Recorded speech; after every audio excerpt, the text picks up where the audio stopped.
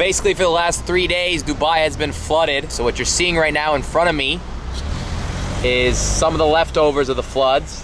Man, this is so crazy. The water is so high. The bus can't even move. It's just stuck in its ground. Look at all these cars. They're completely wrecked. These cars are completely wrecked from the water. Oh, damn. It was much worse 2-3 days ago. There were people jet skiing and paddle boarding in the middle of the highway. It's wild. I really wish I was here 2 days ago.